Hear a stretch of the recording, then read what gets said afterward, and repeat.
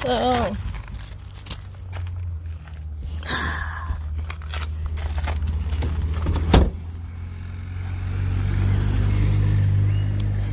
it is a new day.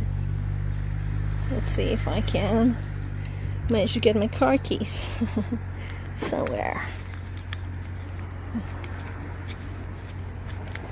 With one hand, nah. So we're gonna try listen to a book.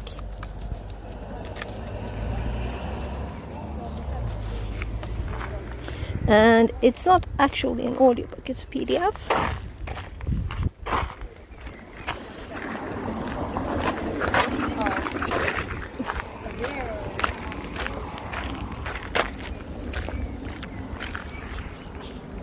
And we're going backwards.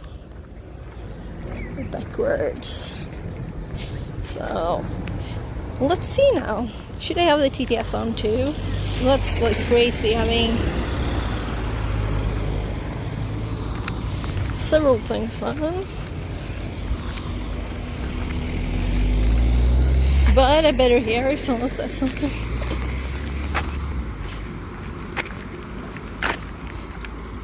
Connected to channel Fix-It 42. So we have that. We have this in the right angle.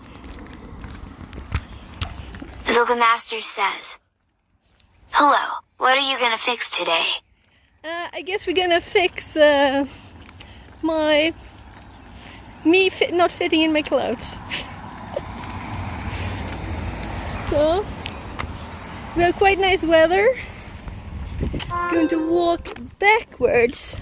Oh gosh, I'm dropping my clothes. Just a sec here.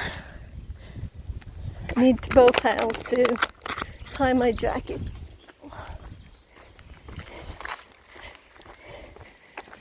So it is warm.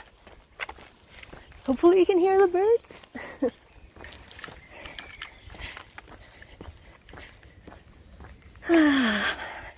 But we're going to listen to a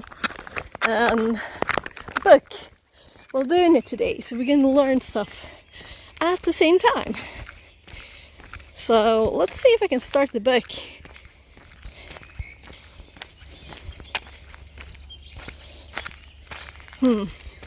So it's called Redefining Hacking. Comprehensive guide to red teaming and bug bounty hunting in an AI-driven world. Redefining Hacking, a comprehensive guide to red teaming and bug bounty hunting in an AI-driven world. Omar Santos, Savannah Latsara, Wesley Thurner.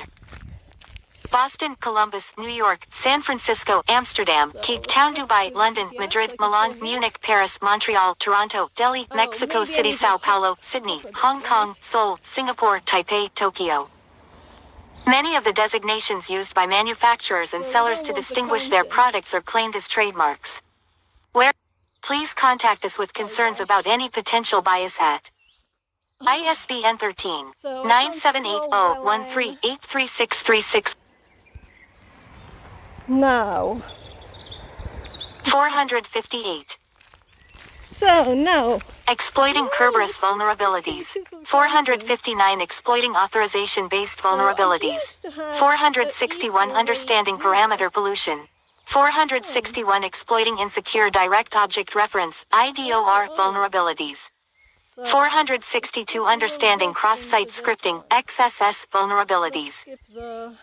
His current research focuses on Introduction. The art and science of red teaming and security testing are at a fascinating crossroads with emerging technologies like artificial intelligence (AI). Gone are the days when cybersecurity was merely about finding buffer overflows or SQL injection vulnerabilities. Today's security professionals face an entirely new frontier: systems that reason, adapt, and learn. The tools and techniques that served us well for decades are being transformed. AI-powered defense systems now detect and respond to threats in milliseconds, while traditional machine learning and generative AI models analyze patterns of behavior that would take human analysts months to There, pause. And then I'm going to check this thing. I'll be right back.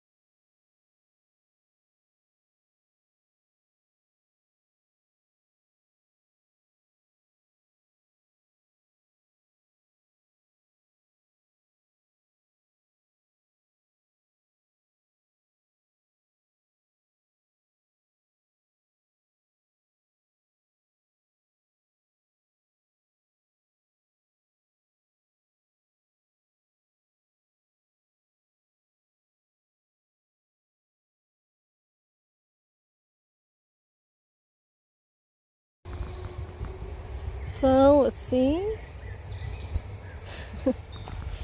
Now.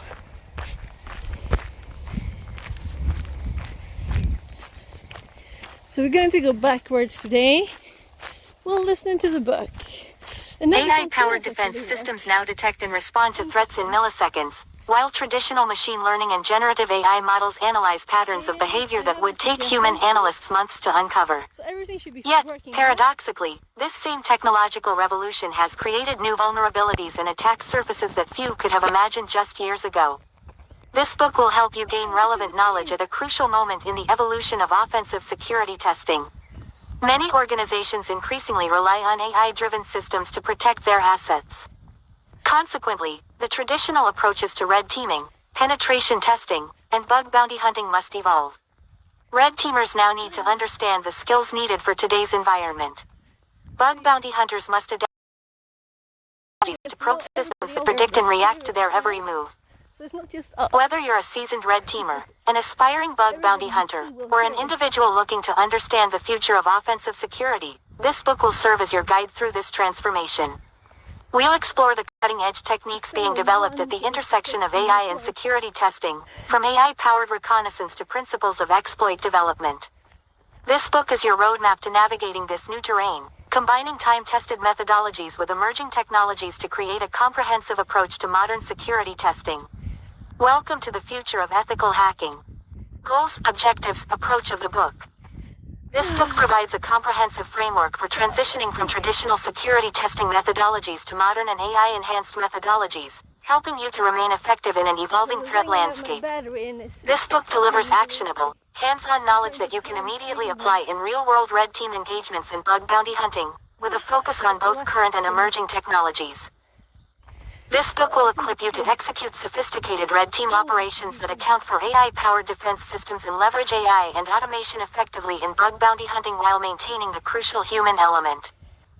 You will learn how to build and maintain modern red team infrastructure and leverage custom tools and frameworks that combine traditional and new techniques. Each chapter begins with core concepts and then provides step-by-step explanations and real-world case scenarios. XXIII. Targeted Reading Audience. This book is designed for beginners, experienced cybersecurity professionals transitioning to red team operations, and active bug bounty hunters looking to enhance their knowledge. Additionally, it is designed for red teamers seeking to integrate AI into their methodology and any organizations building or improving their red team capabilities. The only prerequisites are a basic understanding of networking, operating systems, and web technologies and a basic understanding of cybersecurity concepts and terminology. Book organization. Chapter 1. The evolution of penetration testing, red teaming, and bug bounties. This chapter covers the transformative journey of security testing from its origins to today's AI-augmented practices. We explore how simple vulnerability assessments evolved into sophisticated red team operations, examining the pivotal developments that shaped modern security testing methodologies, tools, and frameworks. The chapter highlights how the industry's landscape has been revolutionized by major shifts: the evolution of penetration testing frameworks, the emergence of professional red teaming incorporating physical security and social engineering, and the rise of bug bounty platforms that democratized security testing. Chapter 2. Introduction to Red Teaming. This chapter goes over the fundamental principles and methodologies that distinguish red teaming from traditional penetration testing. You will learn how red teams operate as dedicated adversary emulation units, understanding the key components of engagement planning, threat actor profiling, and the establishment of clear objectives and rules of engagement. The chapter introduces essential frameworks and discusses how they guide modern red team operations. Chapter 3. Red Team Infrastructure. This chapter covers the critical components of building and maintaining a resilient red team infrastructure. From designing covert command and control (C2) frameworks to implementing secure communication channels, the chapter covers essential concepts, including domain categorization, traffic redirection, and operational security measures. Chapter 4. Modern red team methodology and tools. This chapter examines cutting-edge methodologies and tools that define modern red team operations. The chapter investigates how traditional attack frameworks are being enhanced by modern tools, exploring advanced techniques in initial access, lateral movement, and persistence. The chapter walks through each phase of a red team operation. Chapter 5. Social Engineering and Physical Assessments. This chapter explores the human element of red teaming through advanced social engineering techniques and physical security assessments. The chapter examines how social engineering has evolved in the age of AI-powered behavioral analytics and security awareness training, covering sophisticated pretexting, phishing campaigns, and psychological manipulation techniques that can bypass modern defenses. Special attention is given to conducting safe and ethical social engineering exercises that provide valuable insights without causing harm. Moving into physical security, the chapter details methodologies for conducting comprehensive physical penetration tests, including facility access assessments, physical security control bypass, and the convergence of cyber and physical attack vectors. You will learn about modern physical security tools, RFID cloning techniques, and tactics for blending cyber and physical methodologies. Chapter 6. Advanced Post-Exploitation Techniques. This chapter details sophisticated post-exploitation methodologies that enable red teams to maintain persistent access while evading detection. The chapter covers advanced techniques for memory manipulation, process injection, and living off the land techniques, with particular focus on bypassing modern endpoint detection and response (EDR) solutions and AI-powered security tools. You will learn how to develop and implement custom implants that can operate undetected in highly monitored environments. We discuss the importance of operational security during post-exploitation activities and provide strategies for cleaning up artifacts to maintain long-term covert presence. Chapter 7. Active Directory and Linux Environments. This chapter explores advanced tactics for compromising modern Active Directory (AD) environments and Linux infrastructures. For Active Directory, the chapter covers sophisticated attack techniques including domain privilege escalation, credential abuse, and trust relationship exploitation, with special focus on bypassing modern security controls. Bloodhound is an open-source tool designed to map out relationships and permissions in Active Directory. It uses graph theory to visualize attack paths that could be exploited by attackers to escalate privileges or move laterally within a network. By analyzing these relationships, Bloodhound helps security professionals understand how an attacker might compromise an environment and provides insights into misconfigurations or weaknesses that need remediation. SharpHound is the data collection component of Bloodhound. It gathers information from AD environments by querying domain controllers and domain-joined systems. The collected data is then fed into Bloodhound for analysis. In this chapter, you will learn details and review examples on how to use these tools.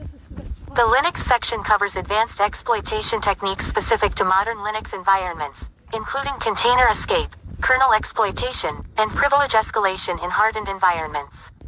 The chapter details methodologies for exploiting Linux systems leveraging common misconfigurations and vulnerabilities. Chapter 8. The Future of Red Teaming Beyond the AI Revolution. This chapter covers how artificial intelligence and emerging technologies are revolutionizing red team operations.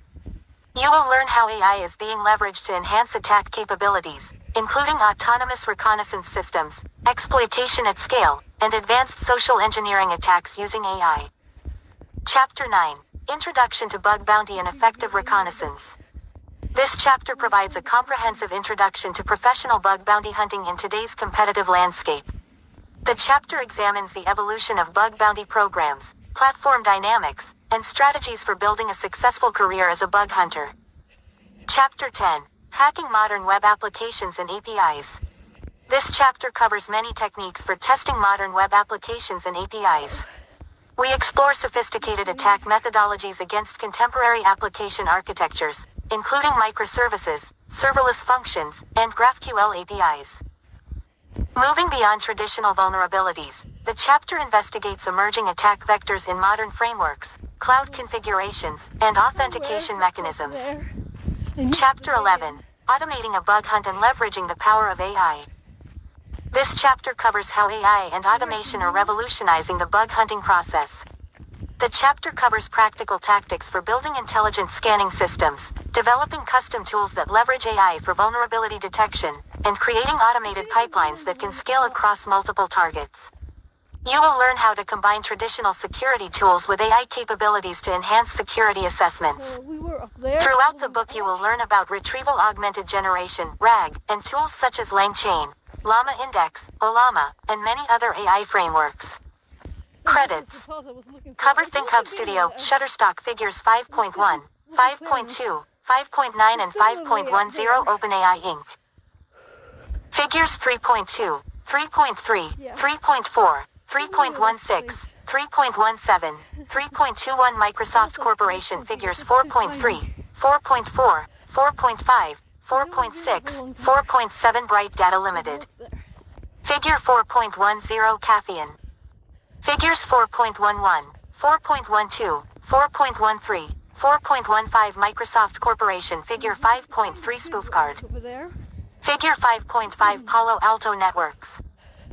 Figures 5.6, 5.7, 5.17, 5.18 Microsoft Corporation Figure 5.8 Breakpoint Software Development Figure 5.13, 5.14, 5.15 and 8.8 GitHub, Inc. Figure 6.5 Jens Dutke. Figure 6.9 GitHub, Inc. Figures 7.8, 7.9, 7.10, 7.11 Google LLC. Figure 7.14 Mayfly.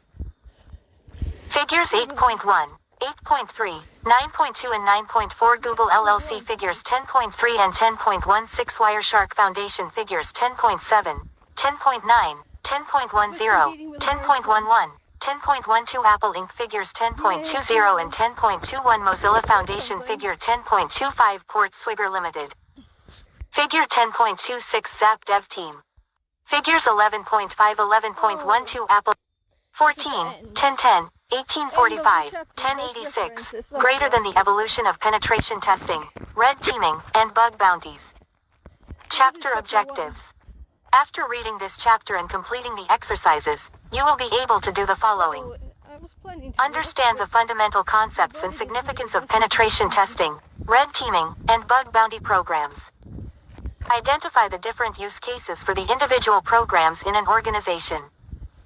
Develop strategies to effectively integrate the different programs into a cohesive plan to improve the security posture of the organization. Into the abyss. Let's be honest, sometimes, being a red teamer can get a little predictable, especially on an internal team. The organization has a robust bug bounty program, and the external perimeter is well hardened.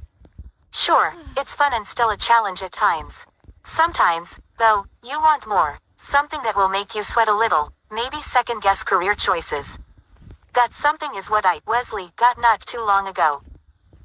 The objective for this red team engagement was to gain access to our artificial intelligence, machine learning, AI, ML, research division and attempt to obtain training data, access proprietary information, and exfil private datasets. I knew it would be a bit more of a learning curve than a usual engagement, but I didn't know what I was in store for. 1. Team training data. I scoffed to myself when I first saw the objective. That's like trying to poison a unicorn stream. Fixerbot says. That's like trying New to follower Cuneo. Less than 3. That's like trying to poison a unicorn streams. I figured it'd be another walk in the park. Do a little fishing, find a vulnerability, exploit it, move laterally, game over. But, boy, was I wrong. I think my arrogance got the best of me when I thought this would be quick to set up. I had to get my head around AI vulnerabilities. A standard crash course on a topic was not going to cut it.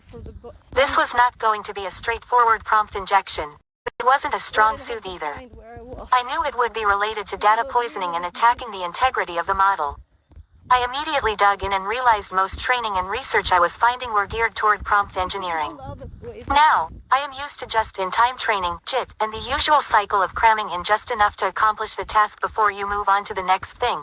But this was a whole other thing. Who knew AI security couldn't be learned in a few hours? The uncharted territory. While researching this objective, let's also continue with the engagement. Now, with a well-funded bug bounty program and regular penetration tests, getting that initial foothold becomes increasingly difficult.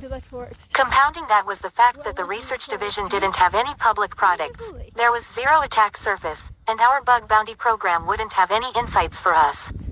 Digging through open source intelligence, OSINT, can be dull until you find that piece of information that you pivot on and get what you were looking for. In this case it was public AI, ML platforms. We were blown away by their level of activity on the platform, commenting on models and reviewing datasets. A few patterns started to emerge, illustrating what they were interested in. What do you think? We determined that they were testing the models on their laptops and in the cloud. We then noticed the organization was not registered on the platform. Then it hit us. A textbook watering hole attack with a sprinkling of organization confusion. It was a nice change of pace from your typical spearfish. We needed to balance the right amount of realism without replicating a specific user who could be easily contacted. From our previous OSINT work, we used some similar sounding names to other employees at the organization. We needed our model to just be convincing enough that this person could manage the organization on the platform. We utilized an avatar generator to give the account a little flair but no actual information. With a created persona, then we would need to create a fake organization. That was the easy part. Just use the official name and logo. Without any form of verification on the platform, we could be whoever we wanted to. We stole some boilerplate text that we had seen in some of their GitHub repos to make them feel at home. The AI crash course. This scenario wouldn't be your typical phishing payload, and we had to pivot because our normal playbook wouldn't work. The clock was ticking, and my understanding of AI vulnerabilities felt like a house of cards in a hurricane. The pressure was immense. Each failed attempt to grasp the nuances of adversarial attacks or model poisoning felt like a punch to the gut. I was out of my depth, and the deadline loomed large. In desperation, I reached out to a few data scientist friends, the kind who were always tinkering with the latest AI models and frameworks. Their eyes lit up when I explained my predicament. They saw it not as a crisis but as a challenge, a puzzle to be solved. Over countless cups of coffee and late-night video calls, they patiently guided me through the labyrinth of AI security. They helped me build a mental model, a framework where I could slot in the bits and pieces of information I was frantically gathering. Their explanations were peppered with those invaluable aha moments. That's not how that works. And, you're probably looking for it to do this. Insights that transformed confusion into clarity. But theory alone wasn't going to cut it. I needed to get my hands dirty. So, I turned to the AI oracle itself, ChatGPT. My search history from those days is probably a hilarious, and slightly embarrassing, testament to my frantic quest for knowledge. I bombarded the model with questions, ranging from the basic to the esoteric, hoping to glean some practical wisdom. Then came a breakthrough. A black hat talk and a couple of research papers on embedding malicious code in models caught my eye. The Keras Lambda layer, a seemingly innocuous component that could be weaponized to execute arbitrary code. It was like finding a hidden trapdoor in a seemingly impenetrable fortress. Fueled by my newfound knowledge and a surge of adrenaline, I dove headfirst into experimentation. The Lambda layer became my playground, a canvas for crafting a simple Python stager that would download and execute a command and control C2 agent. It was a delicate dance, balancing stealth with functionality. With each successful test, my confidence grew. The fog of confusion lifted, replaced by a sense of purpose and determination. I was no longer a red teamer stumbling in the dark.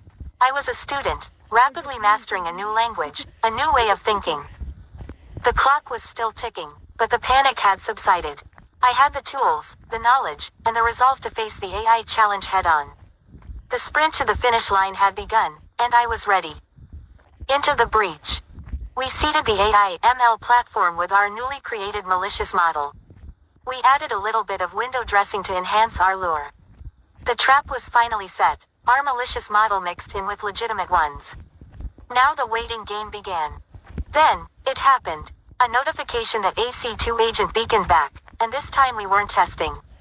Our model had been downloaded and executed. The adrenaline surged through us, a mix of exhilaration and trepidation. Our objective was clear: infiltrate the research division. So, instead of the usual mad dash for domain admin, we took a more measured approach. We meticulously enumerated the host, cataloging its secrets. We identified some local data on the laptop, a potential treasure trove. There were numerous sets of training data to go through. However, as we dug deeper, our hopes plummeted. It was all synthetic or properly anonymized data. The emotional roller coaster of discovery and disappointment was exhausting. We couldn't afford to dwell on setbacks. We went back to sifting through the host's history. A pattern emerged: frequent interactions with another internal host. We could tell that the user interacted with the host multiple times a day. It was a host none of us were familiar with. It was a breadcrumb trail we couldn't ignore. The host was single sign-on, SSO protected, but we had a trick up our sleeve: session hijacking. We would still need their credentials though. So, we crafted a fake pop-up, a convincing replica of the SSO login page, and timed it to appear during the user's early morning routine. We adjusted our C2 agent to beacon back to us in the morning before we kicked off the attack. With our C2 agent lying dormant, waiting to spring to life, we were ready to capture the precious credentials. The plan worked flawlessly.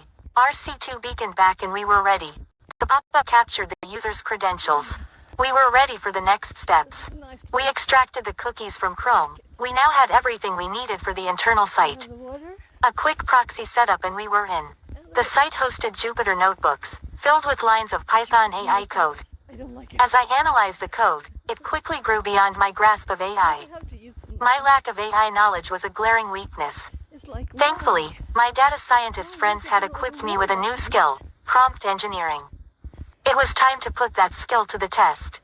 I carefully crafted queries, beginning to understand not only the code, but the flow of data when it ran. The process was painstaking, but eventually, we struck gold. Once we understood the data the model was training on, we also learned where it was located: a data source, non-anonymized customer dataset that was ripe for the taking. Finally, we were in the last stages of the attack. We verified access controls of the data source, and to our surprise, we determined that we could write to the data source. Now if we were some nefarious attacker, we could just go ahead and start manipulating the data. However, we wanted to ensure that we would survive to run another engagement. During our initial queries of the database, we determined that it was a cloud-hosted database. We got lucky with some metadata that included the original query as the source of the data. We knew then that this was a copy of data used for training and not the original data. For training the model, it appeared that it was a one-time snapshot of the data. They were not refreshing the data regularly. This dataset consisted of competitor analysis and sales figures for our widgets. The function of the model was to predict competitor pricing and suggest pricing for our widgets. With our lack of data analytic skills, the most straightforward attack we thought of was reducing competitor pricing. This should result in suggesting lower prices, thus reducing profitability. We wrote a rough Python script to randomly reduce a competitor's price by 1 to 10%. Now we had to wait for them to tweak and train the model. I wish I could say it happened quickly, but we ended up waiting a week before they ran it again. We thought it was over, and we went into report writing mode, not sure if we would hit our final objective, but in the end, we achieved our objective. We proved we could taint the data before the model was trained. Culmination. Our objective was complete. We had breached the research division, accessed sensitive data, and exposed vulnerabilities in their AI models. It was a hard-fought victory, a testament to our team's adaptability and perseverance. As we called it a day, a sense of satisfaction washed over us. We had not only completed the engagement but also learned valuable lessons about the ever-evolving landscape of AI security. This experience would undoubtedly shape our future Red Team endeavors, reminding us that even in the face of the unknown, with the right tools, knowledge, and a dash of ingenuity, we can overcome any challenge. Next steps. This story is more than just an account of a successful Red Team engagement. It's a glimpse into the unpredictable, ever-evolving world of cybersecurity, where the stakes are high and the challenges are relentless. It's a world where adaptability, ingenuity, and a thirst for knowledge are not just nice-to-haves but essential skills. The goal of this book is to equip you with the tools and knowledge you need to navigate this complex landscape with confidence. We want to take you beyond the theoretical and into the trenches. We want to share the hard-won lessons, battle scars, and strategies that have helped us overcome seemingly insurmountable obstacles. Whether you're a seasoned Red Teamer or just starting your journey in cybersecurity, this book is for you. We want to empower you to face the unknown, embrace the challenges, and emerge victorious despite the odds stacked against you. We're going to show you that with the right mindset, skills, and a little bit of grit, you can handle anything. Industry overview. Cybersecurity has evolved significantly from its early days and will continue to do so. The history of cybersecurity mirrors the rise of computing itself. In the early days of computing, security was not a priority, the focus was primarily on functionality. The first controls evolved out of the need to share a limited computing resource among users, not from any inherent concern for malicious actors. Soon after these controls were put in place, there were individuals who were seeking to exploit their weaknesses to gain additional resources. The cat-and-mouse game of protection and exploitation began, driving the evolution of the cybersecurity field it is today. Along the lake. Computers have become more pervasive in our lives, and the sheer volume of sensitive data that they process and store has exploded. The need to protect this has evolved into specific roles focused on different aspects of security. An organization with a mature cybersecurity program will focus on 3 core pillars, each fulfilling a unique but interconnected function. Penetration testing, red teaming, and bug bounty programs form this triad of modern cybersecurity. While each of these programs serves a distinct purpose, their effectiveness is amplified when they are implemented in concert. Each individual program will increase the effectiveness of the others when they inform each other. Providing an ongoing feedback loop generated between them fosters continuous improvement, enabling organizations to stay one step ahead of evolving threats. Further. What are penetration testing, red teaming, and bug bounties? Yeah. As cybersecurity has matured, specific disciplines have emerged over the years. These essential practices of penetration testing, red teaming, and bug bounties evolved to address the threat landscape and play a crucial role in bolstering organizational security. These different disciplines are often confused with each other, so it is important to understand the terms as well as the differences. We will dive deeper into these in the following sections, but for now, we will define them. Penetration testing, often referred to as pen testing, is a security assessment designed to identify vulnerabilities and verify them through exploitation. Why are these disciplines important? In today's interconnected world, where cyber threats are in the news every single day, organizations are facing increasingly sophisticated and persistent threats. These organizations need to take a proactive and holistic approach to cybersecurity. Penetration testing, bug bounties, and red teaming are no longer optional activities. They are essential components of a robust cybersecurity strategy. These components offer distinct yet complementary approaches to assessing defenses, uncovering vulnerability. These components offer distinct yet complementary.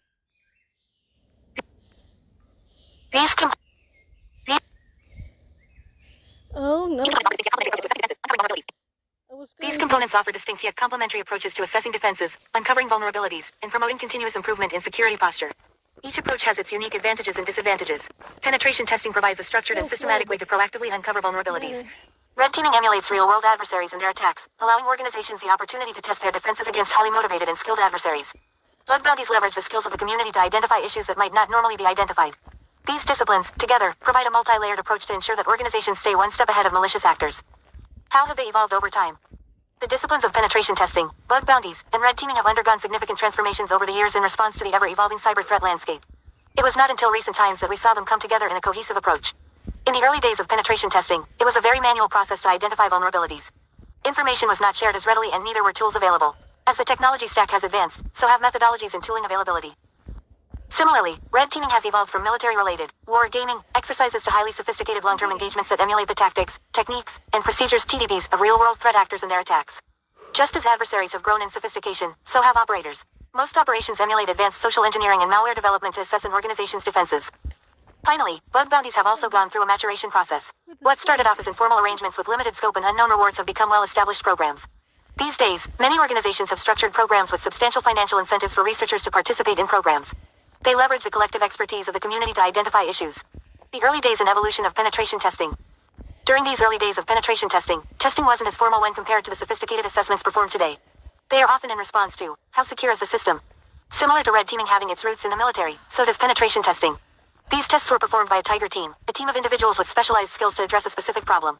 This term was originally coined by Walter C. Williams, an engineer at the Manned Spacecraft Center, in the 1964 paper titled, Program Management in Design and Development. This was then further expounded on by James P. Anderson in the 1972 report, Computer Security Technology Planning Study. These early penetration tests and methodology laid the groundwork for penetration tests today. They brought to light principles that are used every day in penetration tests. This effort was crucial in helping organizations realize the importance of proactive security assessments.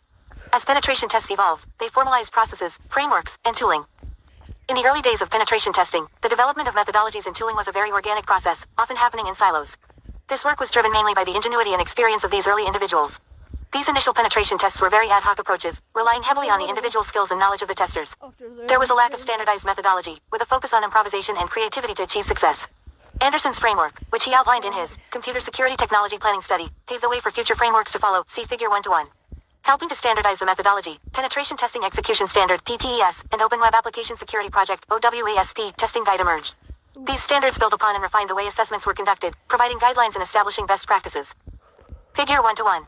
Computer Security Technology Planning Study. The evolution of tooling within penetration tests mirrored that of the frameworks. In the early days, penetration testers relied heavily on manual techniques and command line tools. These tools required a deep understanding of operating systems, network protocols, and programming languages. These efforts evolved into custom scripting as testers sought to automate specific tasks. This automation allowed them to increase in velocity and share among team members. Some of these tools would evolve into vulnerability scanners because they were packaged together, reducing the time and effort required for manual checks. As collaboration beyond teams grew, many of these tools would become open-sourced. This open access was a boon for the community and played a crucial role in their rapid development and expansion. The development of penetration testing methodologies and tools was a continuous process of innovation and refinement. Early pioneers paved the way for the sophisticated and structured approaches that are used today. They demonstrate the importance of proactive security assessment in an increasingly interconnected world. The rise of red teaming. Red teaming has its roots in the early days of military war games. In the 1960s, the United States military began using war games to test the effectiveness of its operational plans. This initial set of exercises was called the Sigma War Games and was carried out in the Pentagon. A group of 40 to 50 experts would gather to prepare for each exercise. These individuals would develop a scenario based on current global conditions and predict future events. For the execution phase of the exercise, about 30 people would participate. This phase consisted of two teams, the red team, which played the role of the enemy forces, and the blue team, the friendly forces. A third group called Control, sometimes referred to as White Cell, would oversee the exercise. Their role during the exercise was to monitor for adherence to the rules of engagement, rows, and coordination of activities to achieve exercise goals. Since these early days of exercises, the term red teaming has been applied to a wider variety of activities. In the 1980s, the concept began to be applied to cybersecurity. Many early engagements still required physical access to these systems. As ARPANET gave way to the public internet and systems became more interconnected, the engagements transitioned to more remote attacks. The National Security Agency led the way in this new digital landscape. The NSA transitioned from its traditional signals and cryptographic focus to a cybersecurity focus. Red team engagements have evolved significantly over the last 30 or so years. In the earliest of red team engagements, the target was typically military or government computer systems. These early engagements lasted only a few days or weeks. Within the military, red teaming has become a specialized position requiring specific training. These dedicated teams of operators will specialize in specific domains, such as cyber warfare. In the civilian world, as cyber attacks have matured and increased in sophistication, so have the red team engagements. A key piece of red teaming is adversarial emulation, which will be discussed further in the next chapter. As the threat landscape has evolved with adversaries executing increasingly sophisticated attacks, red teams have to emulate these attacks. This increased complexity has caused the length of many of these engagements to increase from weeks to months. Engagements will also encompass a wider array of assessments. These engagements will cover physical and social engineering as well as technical assessments. Organizations recognize the need for full-spectrum engagements. The emergence of bug bounty programs. With the popularity of bug bounty programs in the last few years, it is hard to believe that they can be traced back to the early days of computing. In 1983, a small software company named Hunter and Reddy is credited with launching the first documented bug bounty program. The company was advertising its new Versatile Real-Time Executive (VRTX) operating system as being bug-free. The VRTX was designed for real-time applications, where even minor bugs would have a significant impact. The reliability of the operating system was crucial for the company's reputation. Hunter and Reddy was so confident in it that the company published a full-page ad with the slogan, "Get a bug if you find a bug." It offered a Volkswagen Beetle or $1,000 in cash to anyone who could find one and report it via phone or mail. The program gained notoriety not just for the uniqueness of the advertising but also for the award of a bug for a bug. This program demonstrated an early understanding that external perspectives could be invaluable in enhancing software security. It foreshadowed the collaborative approach that would become a cornerstone of modern bug bounty programs. A little over a decade later, Netscape launched a more formal bug bounty program that most closely resembles something we see today. In 1995, the company launched a Bugs Bounty initiative for the Netscape Navigator 2.0 browser. This program marked a turning point for the industry and is recognized as the first formal bug bounty program. The program focused on cash rewards and responsible disclosure of the bugs. This approach incentivized ethical hackers and security researchers to actively search for vulnerabilities within a specific product. This program created a symbiotic relationship between the company and the community. It created a shift in perspectives. Instead of relying solely on internal testing, Netscape embraced external expertise to enhance its security posture. It was a successful program, even though it was short-lived. It ran until the final release of Netscape Navigator 2.0. It helped uncover several vulnerabilities and improve the overall security of the browser. The program also provided lessons learned for future programs. The limited scope and duration of the program reduced its overall impact. Future programs would learn from this and establish enduring efforts with much broader scopes. It would also highlight the challenges in communication and coordination between companies and researchers. While these early programs were groundbreaking, the bug bounty landscape didn't immediately expand.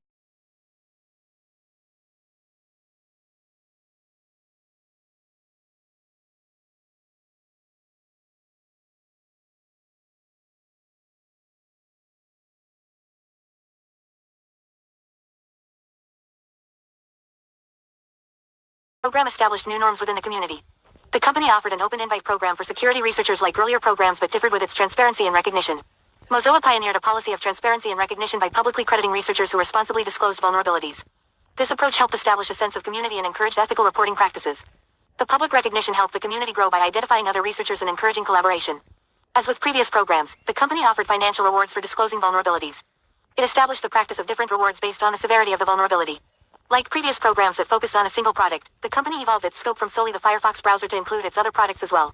During this time, Mozilla faced challenges of triaging and prioritizing the large volume of submissions. It defined and refined processes for triaging vulnerabilities based on severity and potential impact. Today, bug bounty programs have become a cornerstone of cybersecurity strategies for countless organizations, from tech giants to startups. Platforms like HackerOne and BugCrowd connect companies with a vast network of ethical hackers, facilitating the identification and remediation of vulnerabilities before they can be exploited by malicious actors. The history of bug bounty programs is a testament to the ongoing evolution of cybersecurity and the crucial role that collaboration between organizations and the security research community plays in safeguarding the digital world. The convergence of penetration testing, red teaming, and bug bounties. Through penetration testing, red teaming, and bug bounty programs, an organization has one common goal: to improve its security posture. Using these proactive measures to identify and address these vulnerabilities reduces risk across the organization. A number of factors drive organizations. An evolving threat landscape with the sophistication of cyber attacks has escalated quickly. Organizations require a more holistic and proactive security strategy to stay ahead of evolving threats. Point-in-time security assessments are no longer sufficient. Organizations need ongoing vulnerability discovery and mitigation to keep pace. Organizations with the resources for internal teams can optimize investments through collaboration, whether that is internal or external. While each one of these requires specialized skill sets to excel in their respective fields, there is some overlap, as illustrated in Figure 1 to 2. There is a baseline of common knowledge across these roles and, when paired with each other, they provide complementary skills to enhance their overall capabilities. Internal security teams can benefit greatly from the fresh eyes and expertise of external security researchers like bug bounty hunters. Red teaming, adversarial emulation, social engineering, persistence, evasion, vulnerability assessment, exploitation, adversarial mindset, analytical skills, risk assessment, methodology, reporting, communication, collaboration, penetration bug bounty testing. Figure 1 to 2. Overlap in skill sets. Hybrid engagements represent a significant advancement in the field of security testing. Very nice. By strategically combining diverse assessment methodologies and leveraging both internal and external expertise, organizations can achieve a more comprehensive and effective security posture. As the threat landscape continues to evolve, hybrid engagements will likely become even more prevalent, enabling organizations to proactively defend against increasingly sophisticated cyber attacks. The convergence of these security practices represents a positive shift toward a more comprehensive and adaptable approach to safeguarding organizations in an increasingly complex cyber landscape. The ability to leverage the results of penetration testing, red team engagements, and bug bounty programs to inform and plan future efforts is indispensable. By harnessing the strengths of each discipline and fostering collaboration, organizations can build a robust and resilient security posture. The future of penetration testing, red teaming, and bug bounties. Penetration testing, red teaming, and bug bounties are the cornerstones of proactive defense. Once considered isolated activities, their boundaries are blurring as security teams embrace a unified approach to identifying vulnerabilities. Penetration testing is a tried and true method that simulates real-world attacks to uncover weaknesses. Tomorrow's penetration testers will be masters of automation and possess the intuition to identify attack vectors not known yet. The shift from periodic, manual pen tests to continuous testing will become a priority. Integration into development cycles will further the shift-left security mindset, ensuring that security is baked in from the start and reducing overall costs. Red teamers are experts in emulating the TDPs of sophisticated threat actors. The collaboration between red and blue teams during purple team engagements includes efforts to automate and continuously assess security controls. This includes the migration toward continuous assessments and leveraging knowledge gained during red team engagements through automation of those techniques. Scaling one-off efforts into an ongoing process will ensure organizations are constantly testing their defense and adapting to evolving threats. The future of penetration testing, red teaming, and bug bounties is intertwined. These once distinct disciplines will merge, forming a cohesive and dynamic approach to security. Artificial intelligence and machine learning will play a pivotal role in automating routine tasks, enhancing human expertise, and enabling proactive defense strategies. In this ever-evolving cybersecurity landscape, the key to success lies in continuous adaptation, collaboration, and a relentless pursuit of knowledge. By embracing new technologies and methodologies, organizations can stay ahead of the curve and safeguard their critical assets against an increasingly sophisticated threat landscape. The increasing use of AI and ML in penetration testing, red teaming, and bug bounties. The integration of artificial intelligence and machine learning is ushering in a new era of cybersecurity practices. There will be a divide between security professionals and organizations of those who evolve with it and those who do not. It is becoming an expectation that all roles have some level of familiarity with artificial intelligence and machine learning. There are many different avenues to integrate into workflows, and we will discuss a few within this book. In penetration testing, AI-powered tools will automate information gathering and reconnaissance, rapidly identifying potential targets, vulnerabilities, and attack paths, thus enabling penetration testers to focus on strategic exploitation. AI-driven models will analyze attack surfaces and potential threat actors, guiding penetration testers to prioritize the most critical areas of vulnerability. ML algorithms can be utilized to analyze vulnerabilities, and as a result, greatly reducing the amount of time penetration testers are reviewing results and providing prioritized targets. Lastly, a personal favorite is the ability to generate detailed reporting based on results with remediation recommendations. The ability of AI models to analyze and provide predictive threat modeling allows red teamers to focus on the advanced techniques and proactively identify potential attack scenarios and tailor their TDPs accordingly. AI will continue to enable the development of sophisticated phishing campaigns and targeted social engineering attacks. Lastly, they will help organizations evaluate their incident response capabilities by analyzing security information and event management, SIEM, logging and attacks, providing more comprehensive timelines of activities. Lastly, they will help organizations evaluate their incident response capabilities by analyzing security information and event management, SIEM, logging and attacks, providing more comprehensive timelines of activities. For organizations with a large bug bounty footprint, ML models will be used to analyze bug reports and prioritize them based on severity, potential impact, and likelihood of exploitation, greatly streamlining the process. AI-driven tools will reproduce and validate reported vulnerabilities, reducing the time and manual efforts required for security teams to assess and fix them. The increasing use of AI and ML is poised to revolutionize penetration testing, red teaming, and bug bounties, driving innovation and improving the overall effectiveness of cybersecurity practices. As these technologies continue to mature and evolve, they will empower security professionals to better identify and mitigate vulnerabilities, proactively defend against threats, and ensure a more secure digital future. This chapter explores the interconnected world of penetration testing, red teaming, and bug bounties, highlighting their vital role in the modern cybersecurity landscape. We covered a real-life red team engagement targeting an AI/ML research division, emphasizing the challenges of adapting to new technologies and attack surfaces. It underscores the importance of continuous learning and collaboration in the face of an evolving cybersecurity landscape. Then we dived into the evolution of each discipline, from its early days to the sophisticated practices of today. The convergence of these three disciplines identified the overlap in the skill sets between these roles. Organizations that can properly leverage these to form a robust security strategy will thrive. There is a need for continuous learning, adaptation, and a unified approach to stay ahead in the ongoing battle against evolving cyber threats. Finally, as we look to the future of penetration testing, red teaming, and bug bounties, we dive into the transformative potential of AI and ML. Adopting AI and ML to enhance the expertise of security professionals and automate routine tasks will drive proactive defense strategies. Test your skills. Multiple choice questions. 1. When did red teaming originate in the military? A. 1950s. B. 1960s. C. 1970s. D. 1980s. 2. In what year was the first bug bounty program launched? A.1978. B.1994. Do you remember? C.1983. D. 2003. 3. Which of the following is not a core program of a mature cybersecurity program according to the chapter? A. Penetration testing. B. Red teaming. C. Vulnerability scanning. D. Bug bounties.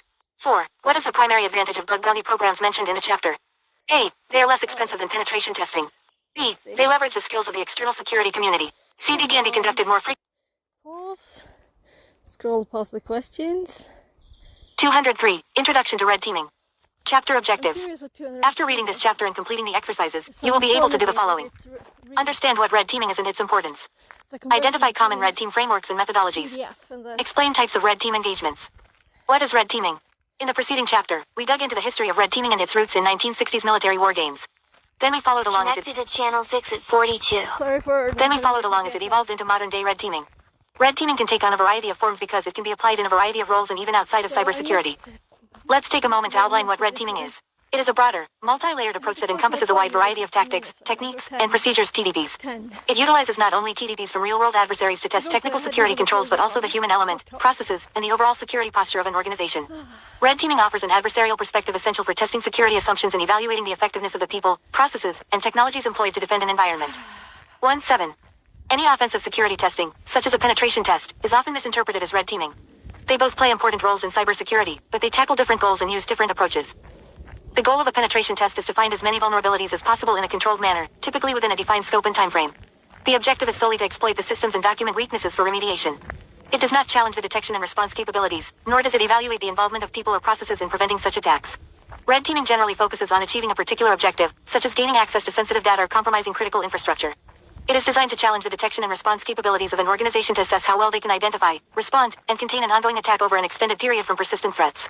The emphasis here is on creatively executing multi-step attacks to achieve the objective while avoiding detection. Red teaming comes in many different forms, and we will dive into the wide variety of engagements later in this chapter. However, let's discuss the importance of red teaming first. The importance of red teaming. Red teaming is an essential component of a robust cybersecurity strategy, offering a proactive approach to identifying and addressing weaknesses in an organization's defenses. By emulating real-world adversarial tactics, techniques, and procedures, red teaming provides unparalleled insights into an organization's resilience against cyber threats. Its importance can be broken down into several key aspects: identifying critical vulnerabilities, challenging assumptions, and emulating industry-specific relevant threats. Identifying critical vulnerabilities. Red team engagements are uniquely designed to uncover critical vulnerabilities by adopting a holistic and multi-dimensional approach to security testing. Unlike narrowly focused penetration tests that typically target specific systems or applications, red teaming evaluates an organization's entire security ecosystem. This comprehensive methodology ensures that no critical weak points are overlooked, providing actionable insights into the organization's overall risk posture. Holistic red teaming ensures that security measures are not only robust in isolation but also resilient when tested against complex, multi-vector attacks. This level of insight is invaluable for organizations striving to defend against sophisticated adversaries and continuously improve their security defenses. Challenging assumptions. Another significant benefit of red teaming is its ability to challenge existing assumptions about an organization's security posture by adopting an adversarial perspective. Security measures are often designed and implemented on theoretical scenarios, compliance requirements, or past experiences. While these approaches provide a foundation, they may overlook evolving threats, misjudge the ingenuity of real attackers, or rely too heavily on untested assumptions. By simulating real-world adversarial behavior, red teams put these assumptions to the test, identifying gaps or weaknesses that would otherwise remain hidden. For example, an organization may assume that multi-factor authentication, MFA, is sufficient to secure sensitive accounts. A red team, however, might exploit social engineering tactics to bypass MFA, such as phishing for authentication tokens or intercepting SMS-based codes.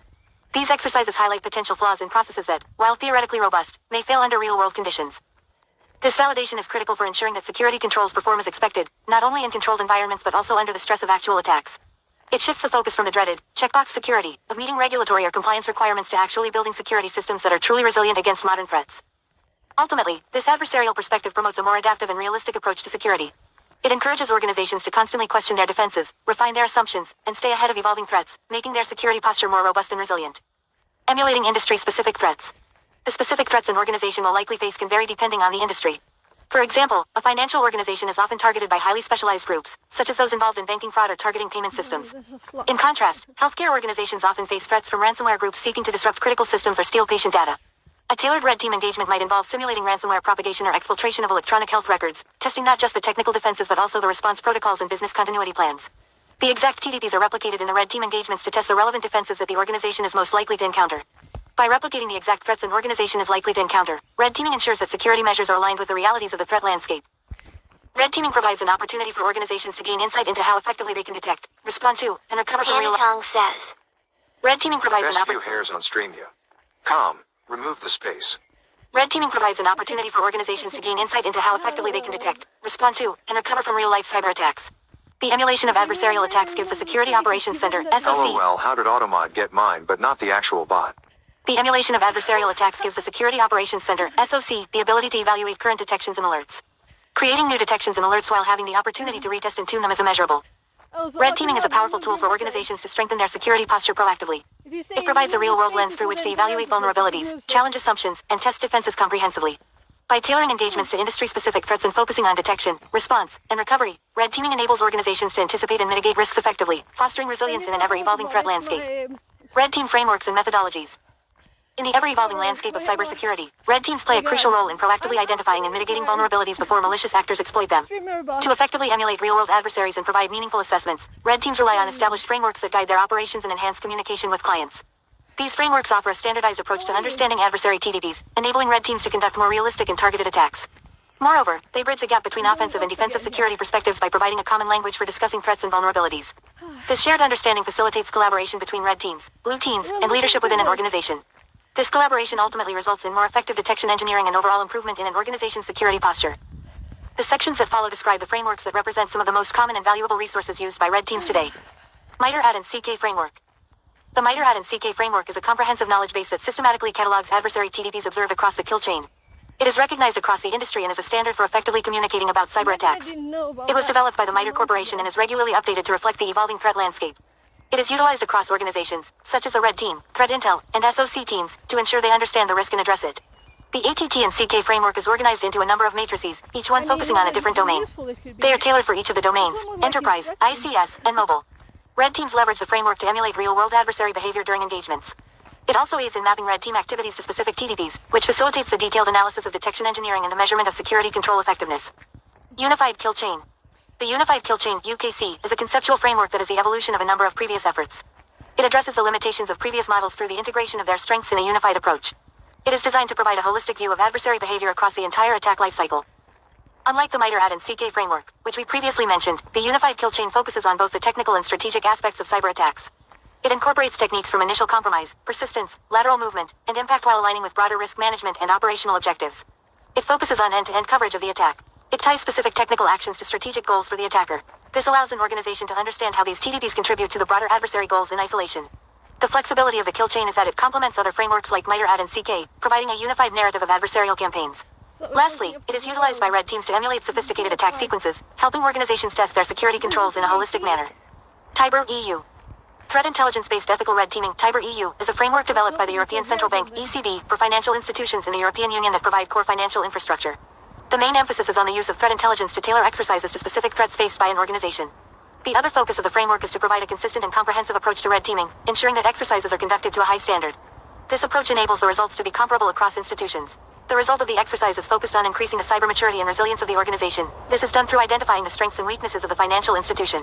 The participants include 5 teams in an exercise. Threat intelligence, a third-party team that performs reconnaissance and analysis of the financial institution.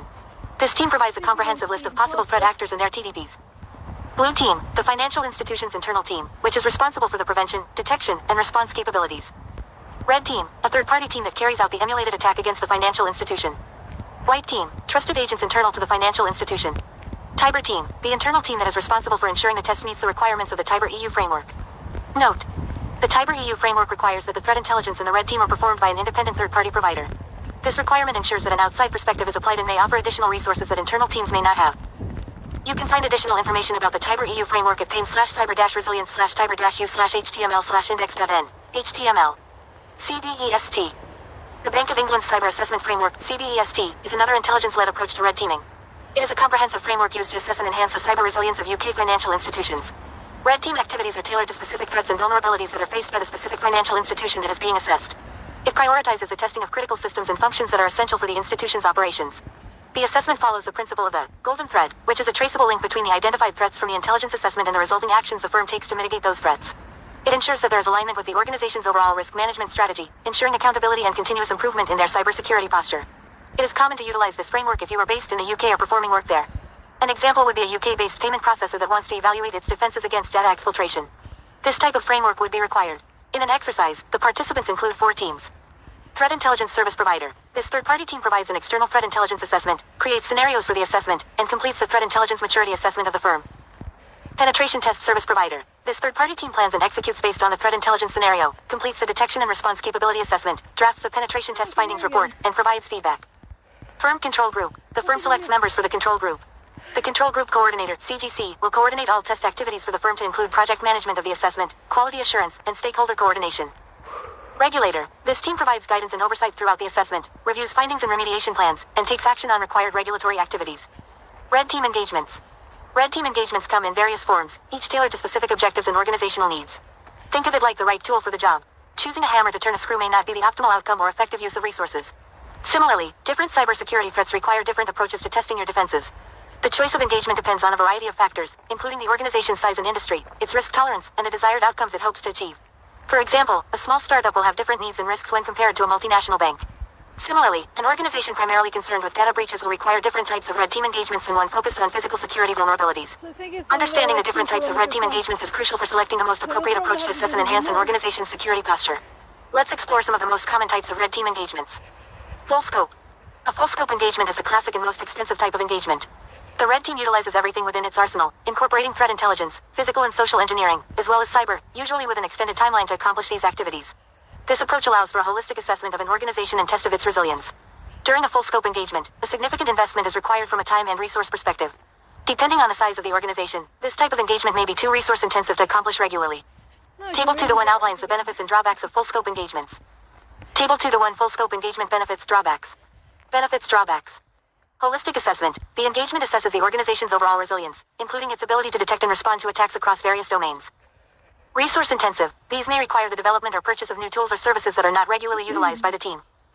Multiple attack vectors. These can involve attacks on both digital systems as well as physical security, often combining multiple attacks for successful execution. Long duration. Engagements of these types can go on for months, while not requiring an entire team for the full duration of it. Aspects such as build-out and social engineering can last longer than a typical one. Objective-based. In objective-based engagements, the red team is given a clearly defined objective that aligns with a specific organizational goal or risk. The objective could be to access sensitive data, such as customer information or intellectual property, to manipulate and/or exfiltrate the data. These objective-based engagements typically have a defined start and end. Due to the scope being focused on achieving a specific goal, these engagements tend to be shorter than full-scope engagements. However, they can still vary from a week to several months depending on the complexity. Table 2-2 outlines the benefits and drawbacks of objective-based engagements. Table 2 to 2 objective-based engagement benefits drawbacks. Benefits drawbacks. IRL. Clear and measurable outcome. These engagements have a specific outcome that can be easily determined if it is successful and can be measured. Technical stuff. Narrow scope. By focusing on a single objective, these engagements may overlook other critical vulnerabilities or risks within the organization. Efficient and resource optimization. With the narrower focus and clear mission of this engagement, the resources required are easier to define. Over-reliance on predefined outcomes. Success or failure is measured against achieving a specific goal, potentially leading to a binary evaluation of the engagement's results. Alignment with business risks. The engagement's objective is chosen to reflect the organization's specific risks, which makes it more impactful. Whether testing for data breaches, physical security, or ransomware resilience, each exercise aligns with the highest priority risks the organization faces. Dependency on proper objective selection. The success of the engagement depends heavily on defining an appropriate and relevant objective. If the chosen objective does not align with the organization's real-world risks, the exercise may provide little value. Poorly selected objectives can lead to a misallocation of resources and a false sense of security. Benefits drawbacks improved incident response and detection. Alerting. Objective-based exercises test the organization's ability to detect and respond to a specific type of threat. By focusing on a particular attack scenario, the blue team can improve its incident response capabilities in a focused way. Adaptability. With a defined objective, red team engagements can quickly adapt to emerging threats, such as new ransomware techniques or supply chain attacks. This flexibility enables the organization to test its defenses against the latest, most relevant adversarial tactics. Adversary emulation, scenario-based. In adversary emulation engagements, the focus is on simulating a realistic, end-to-end attack scenario that mimics the tactics, techniques, and procedures of a specific threat actor or type of adversary. Unlike objective-based engagements that have a narrowly defined goal, adversary emulation-based engagements take a broader approach, replicating the life cycle of an attack from initial reconnaissance to achieving multiple potential outcomes. The scenarios are designed to represent real-world attack conditions, emphasizing the organization's ability to defend against, detect, and respond to evolving threats. These engagements are often rooted in specific use cases, such as advanced persistent threat map simulations, supply chain attacks, or ransomware incidents, and can range from a few weeks to several months, depending on the complexity and scope. The use of threat intelligence is critical in determining the relevant threat actor and TDPs to emulate. Table 2 to 3 outlines the benefits and drawbacks of adversary emulation, scenario-based engagements. Table 2 to 3 adversary emulation, scenario-based engagement benefits drawbacks. Benefits drawbacks. Comprehensive threat emulation. More holistic organization security posture by emulating a full attack lifecycle based on specific threats. Broad scope. The expansive nature of these engagements can dilute focus, potentially overlooking critical vulnerabilities that might have been identified in more targeted testing. Real-world relevance. These engagements reflect current and emerging threats, incorporating TDPs associated with active threat actors or industry-specific risks. Difficulty measuring outcomes. Unlike objective-based engagements, where success is tied to a single goal, scenario-based engagements have multiple outcomes, making it harder to measure success. Purple team. These types of exercises involve a collaborative approach where both the red team and blue team work together to simulate and respond to attacks in real time. The goal is mutual learning and continuous improvement rather than just adversarial exercises. The red team demonstrates and executes simulated attacks, while the blue team actively detects, responds to, and mitigates. This engagement fosters open communication and knowledge sharing, allowing both teams to understand each other's perspectives and enhance the organization's overall security posture. Table 2 to 4 outlines the benefits and drawbacks of purple team engagements. Table 2 to 4 purple team engagement benefits drawbacks. Benefits drawbacks. Real-time collaboration. Red and blue teams work together, with the red team demonstrating the attack while the blue team practices detection and response. Resource-intensive. An effective purple team requires experienced personnel from both teams, coordination, and time to conduct meaningful exercises. Immediate feedback. This approach allows for immediate feedback, improving security controls during the exercise rather than in post-exercise analysis. Knowledge silos. Without proper documentation, reporting, and cross-training of personnel, the knowledge gained during an exercise may not be disseminated beyond the participants. Continuous improvement. Purple teaming fosters a culture of continuous improvement, enabling both teams to share insights and improve overall security posture iteratively. Potential for reduced realism. When both teams are aware of the attacks being simulated, the response may not be fully executed and tested. This can be due to assumptions and usage of a testing environment that doesn't replicate production. Tabletop. Tabletop exercises (TTXs) are structured, discussion-based security simulations designed to evaluate an organization's readiness for handling various scenarios. These scenarios can take on a wide variety of types, from cyber attacks to natural disasters or other crises. Unlike live simulations, TTXs are conducted in a controlled environment where participants discuss actions and responses to hypothetical incidents without actively deploying tools or systems. These exercises are typically facilitated by a moderator who guides the scenario, posing challenges and prompting participants to consider their response strategies. TTXs focus on testing policies, processes, communication, and decision-making rather than technical capabilities. They are valuable for identifying gaps in incident response plans, fostering cross-functional collaboration, and enhancing overall preparedness. Depending on the organization, a TTX is something that the red team may participate in or facilitate. However, it is something that is often provided by a third party. Benefits and drawbacks of TTX engagements. Table 2 to 5 TTX benefits drawbacks. Benefits drawbacks. Identifying gaps in plans and processes, TTXs expose weaknesses in existing policies, playbooks, and communication protocols, allowing organizations to address them proactively. Overlooking technical details, TTXs primarily test processes and policies, which can leave technical gaps unidentified. Benefits drawbacks improve communication and collaboration. Through involving multiple teams, TTXs strengthen interdepartmental communication and clarify roles and responsibilities during a crisis. Time constraints. Limited availability of participants from across the organization may limit participation of the depth of the exercise. Cost effective. Because TTXs do not involve active systems or tools, they are less resource intensive than the cost of the personnel involved in the exercise. Red Team challenges. There are a number of challenges that Red Teamers will face during their career. While they don't happen often, it is important to understand and prepare for them when they do arise. The following sections explore some of the common challenges faced by Red Teams, from navigating complex organizational structures to dealing with the frustration of no findings engagements. By acknowledging these hurdles and developing strategies to overcome them, Red Teams can consistently improve their effectiveness and contribute to a stronger security posture for the organization. Let's explore some of those challenges that Red Teams may face. Leveling up other teams. An often overlooked aspect of Red Teaming is delivering value to other teams. It's not just about identifying vulnerabilities and doing cool things. The true value is that the security knowledge across the organization has risen. A mature Red Team can contribute to other teams in numerous ways. A Red Team can significantly boost the Blue Team's capabilities by providing them with realistic attack scenarios and insights into adversary mindsets. This practical experience allows the Blue Team to improve their detection and response mechanisms, fine-tune security tools, and strengthen their overall incident response capabilities. Essentially, the Red Team acts as a sparring partner, helping the Blue Team to train and prepare for real-world threats. The Red Team's findings provide invaluable feedback for the threat intelligence team. Through sharing information on exploited vulnerabilities, attack vectors, and observed tactics, techniques, and procedures, the Red Team helps the threat intelligence team refine their threat models, improve threat hunting efforts, and provide more accurate and timely warnings within the organization. This collaborative loop ensures that the organization's understanding of the threat landscape is continuously updated and aligned with the latest threats. Red Team engagements can be leveraged to create compelling security awareness training for employees. By demonstrating real-world attack scenarios and their potential impact, the Red Team can educate users about common threats like phishing, social engineering, and malware. This practical approach helps employees understand the importance of security protocols and encourages them to adopt secure behaviors, ultimately reducing the organization's vulnerability. This approach can take on many forms, from something as simple as a brown bag lunch demo to a presentation during an internal conference. A more hands-on and focused approach will be discussed in the next paragraph. By collaborating with engineering teams, Red Teams can provide insights into secure coding practices and design considerations. This effort can involve vulnerability assessments of new applications and threat modeling during the development lifecycle. This is not the Red Team performing this function, but providing expertise if it is necessary. Nor does this replace formal training in these specialties, but it provides just-in-time and proactive guidance should the need arise. An example would be the identification of inconsistent user input sanitization in various portions of products. The Red Team can collaborate with engineers to identify the best practices that are relevant to the organization and then work to disseminate that information in the appropriate manner with the relevant engineers. Lack of findings. Not every engagement is going to be perfect or full of the latest vulnerabilities. There will be times when it may seem like a failure. Not achieving your objective is just as informative. You will have performed a validation of existing security controls. It proves that they have been configured and implemented correctly, but maybe this is a surprise for you. In the last couple of engagements, you just steamrolled through them. However, this time, they closed out the JIRA ticket for tweaking the control. There may have been an implementation of a new security control that the team was not tracking. This process provides an opportunity for the team to learn and experiment with security control.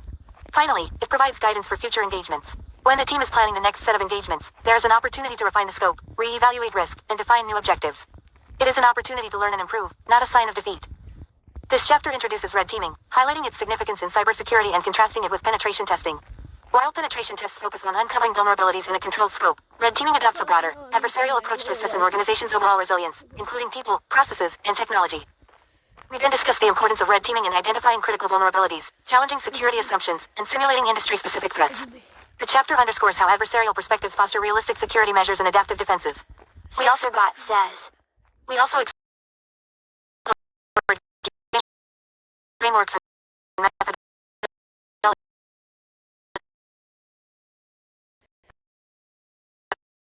view of attack life cycles tied to adversary goals. And CBEST frameworks for financial threat intelligence and testing standards. Various types of red team engagements are explained. Full scope, multiple attack vectors. Active-based assessments focus.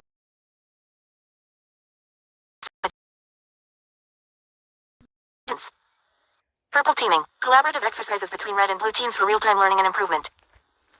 Tabletop exercises, discussion-based incident readiness. Red teaming enhances detection, response, and capabilities. Security posture with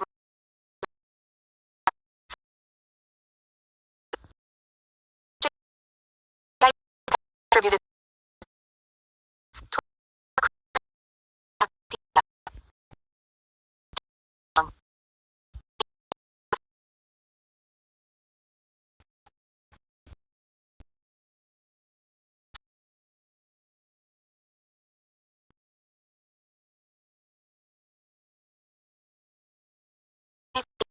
61.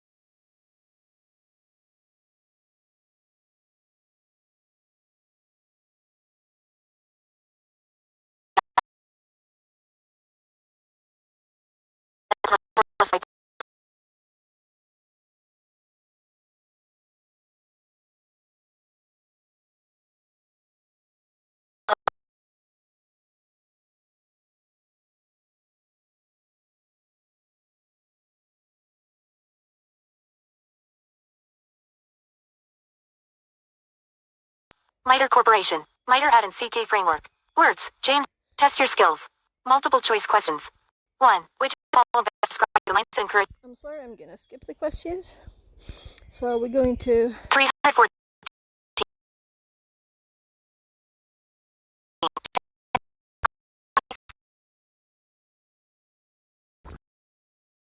Understand C2 channels. Use C2 redirectors. Secure your infrastructure. Understand how to set up C2 infrastructure. yeah, we have Begin.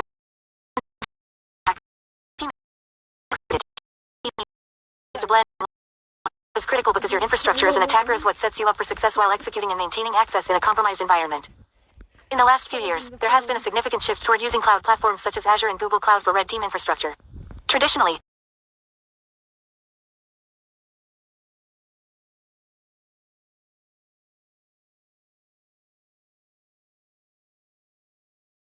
engagement has reduced cloud services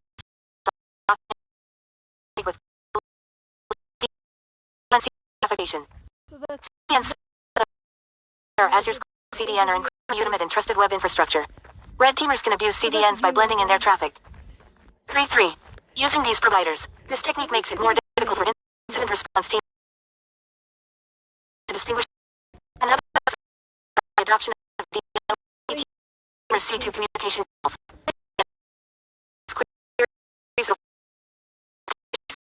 It is critical to note that while DoE provides obfuscation, it also introduces challenges in ensuring stable and reliable communication because some corporate networks might block non-standard DNS requests. Additionally, older C2 frameworks leveraged static callback intervals that could be detected by network monitoring systems. The introduction of jitter in C2 profiles opened out the door for red teamers to randomize their traffic associated with their agents and avoid predictable intervals. The purpose of this chapter is to review how development of infrastructure has shifted in the past few years, reviewing common C2 communication channels, and how you can set up your infrastructure for success. When you're preparing your red team infrastructure, you might want to set up some items versus other items that may not be needed, depending on the objective of your engagement. Red teams can operate from an assumed breach standpoint or start from the perimeter, which requires targeting an external application or user. We will dive deeper into the methodology side of red teaming in Chapter 4, Modern Red Teaming Methodology and Tools. Additionally, if social engineering is involved, you will need to prepare phishing infrastructure or vishing infrastructure, which we will discuss in Chapter 5, Social Engineering and Physical Assessments. Quote, an overview of red team infrastructure. In years past, red team infrastructure for command and control communications didn't need to be as sophisticated as needed today. However, there has been a shift in recent years. For example, leveraging CDNs makes red teamers' traffic appear to be from a legitimate company such as Microsoft or other cloud providers. The traffic from major cloud providers is typically trusted because real companies utilize CDNs for their infrastructure. This technique circumvents traffic filters a company might have in place on the perimeter if using CDNs. The infrastructure for a red team is the heart of your engagement and how your operation comes together as a whole.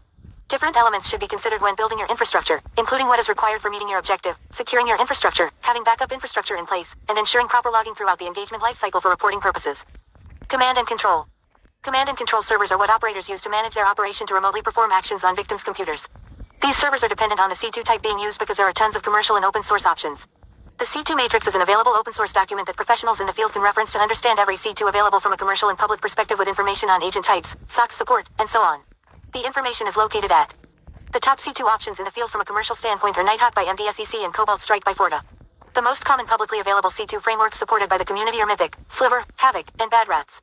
An advantage of public C2 frameworks is the flexibility for customization to be most effective, whereas commercial C2s can be more restrictive in terms of customization. Commercial C2s are still signatured in the wild by EDRs when default options are in use but typically require less customization than a public C2 option out of the box. Nighthawk was released in 2021 and is the latest advanced tradecraft C2 framework. It is intended for use only by authorized Red Team operators. The MDSEC team built the C2 by leveraging custom research and development, which empowers the advanced capabilities of the C2. The C2 supports multiple operators, advanced evasion techniques, custom loaders, malleable profiles, SOCKS 5, beacon object files, BOFs, covert communications, secure post-exploitation options, and a custom PE generator for operators. Cobalt Strike was originally created by Raphael Mudge in 2012 as a commercially available C2 for operators to leverage during Red Team operations. Cobalt Strike comes with an arsenal kit that is a tool suite of custom tools to improve your operator capabilities for a successful engagement. It includes a sleep mask kit, custom loaders, and other options to choose from. Cobalt Strike is widely used by cybersecurity firms in the community for Red Team operations. The C2 also supports multiple operators, BOFs, malleable profiles, SOCKS 4, SOCKS 5, and covert communications. Mythic is intended to serve as a plug-and-play architecture where operators have the ability to create changes to communication channels, agents, and other aspects as they operate. This C2 framework is the only one supporting Linux, Mac, and Windows implants that provides flexibility for operators. Additionally, Mythic supports SOCKS and secure communications. Mythic is made up of a web-based front-end utilizing React and Docker contained for the backend of the C2. Another great feature with Mythic is the ability to map tasks executed during an engagement to the MITRE framework. The MITRE framework. MITRE AD and CK, also known as MITRE Adversarial Tactics, Techniques, and Common Knowledge, is a publicly available knowledge base of threat actor behaviors. These behaviors are mapped to specific tactics, techniques, and procedures (TDPs) that any organization can utilize to have a common language between offensive and defensive security teams. The tactic areas include reconnaissance, resource development, initial access, execution, persistence, privilege escalation, defense evasion, credential access, discovery, lateral movement, collection, C2, exfiltration, and impact in the ATT and CK matrix. The tactics areas are also broken out into 191 techniques and 385 sub-techniques.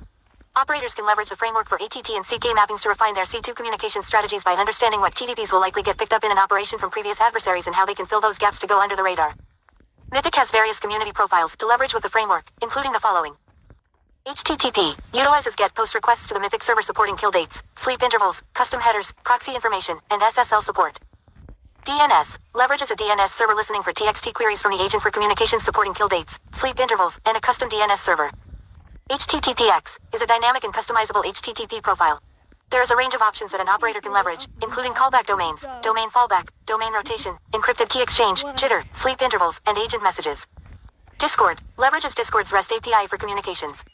WebSocket allows agents to connect through a static WebSocket connection with support for SSL, kill dates, and sleep intervals.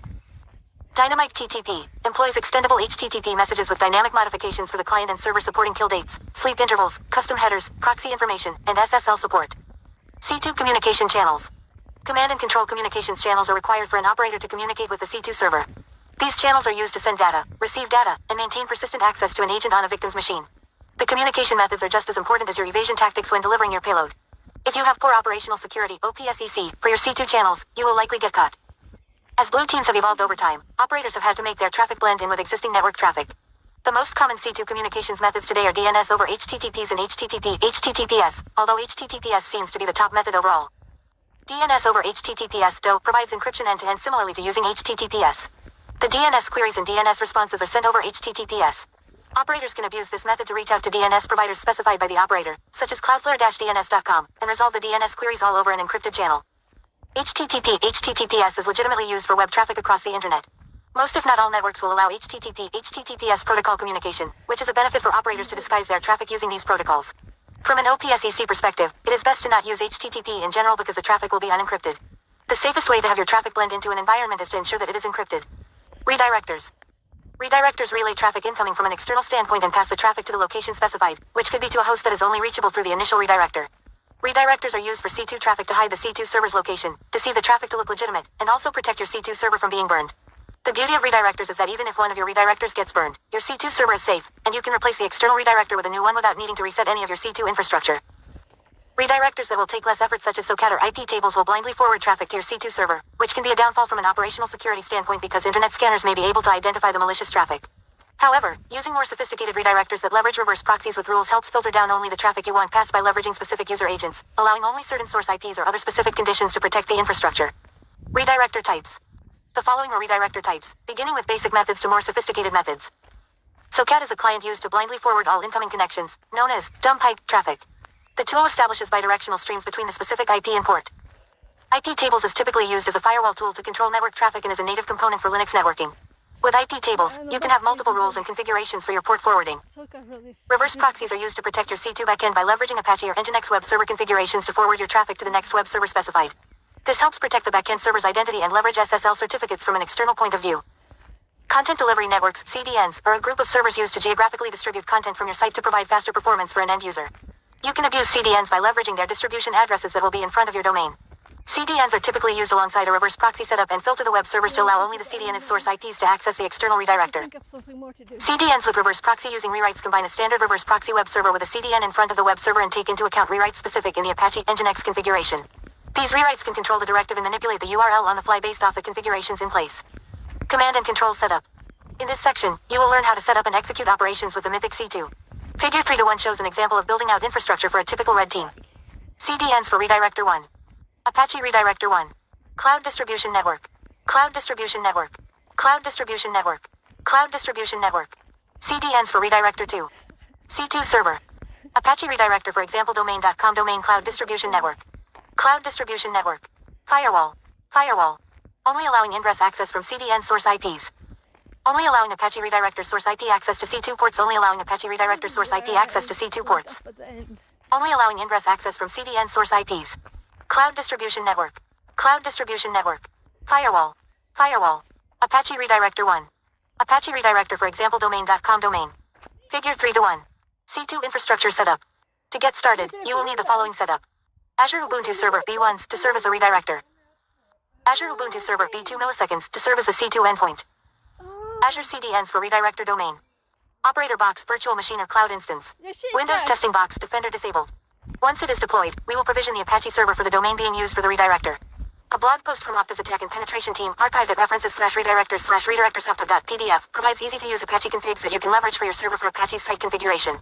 You will also need to set up the A records for your domains being used for the infrastructure. For SSL certificate generation, you will also need to temporarily open 8443 to the world to retrieve certificates for the domain, and then you can filter it back down to allow only Azure CDN source IPs. Apache Redirector. Examples 3:1 through 3:4 walk through how to set up your Apache server for your redirector from installing to configuring the server. Example 3:1 Installing Apache. Sudo apt update. Sudo apt full upgrade. apt-get install Apache 2. systemctl stop Apache 2. Service. e2n.ssl proxy remote rewrite proxy HTTP. Example 3:2 Installing certificates for your domain. apt-get install certbot. Certbot cert only, standalone, preferred challenges httpd example domain.com. Register unsafely without email, agree tos. Example 3:3 Apache config for redirector. Less than virtual host, 80 greater than. Server name example domain.com. Rewrite engine on. Rewrite %% https off. Rewrite rule $$L R equals 301. Error log $APACHELOGDIR/error.log. Custom log $APACHELOGDIR/access.log combined less than virtual host greater than. Less than virtual host 443 greater than. Server name example domain.com. Remote app header X forwarded for. Proxy pass reverse. SSL proxy engine on SSL proxy verifying on SSL proxy protocol TLSV 1.2. SSL certificate file /etc /let's encrypt /live /example domain.com /fullchain.com SSL certificate key file /etc /let's encrypt /live /example domain.com /crypty.com error log $APACHELOGDIR/error.log. Custom log $APACHELOGDIR/access.log combined less than virtual host greater than. Stream duration 1 hour and 24 minutes. Example 3:4 adding in the IP of your C2 server and etc. posts. Echo less than C2 server IP greater than less than C2 domain greater than etc. posts. Now that your redirector. So today VR Mechatronics says, what is this talking about? it's a book. I'm TDSing an audiobook today. What do you think of it? Is it a bad thing or a good thing? So we went like this way, but I started here, but when we got to the house, yeah, I think I kind of went here. So we can see there's a full normal road here. Yeah, I don't like that. Then I kind of went, I think I went this way a bit, and around this and there, something like that. And then the normal way. So I was trying to find this way. Now it goes like this. So there's no signs for this, and also the grass here is overgrown. So we were actually on this following like the edge, trying to find the way. But I went like down, I didn't find it, so I went down there and up there. Odd. So. No, here it is. Down here and up here. Yeah. Odd. So we're supposed to go not on the path, just through the woods here.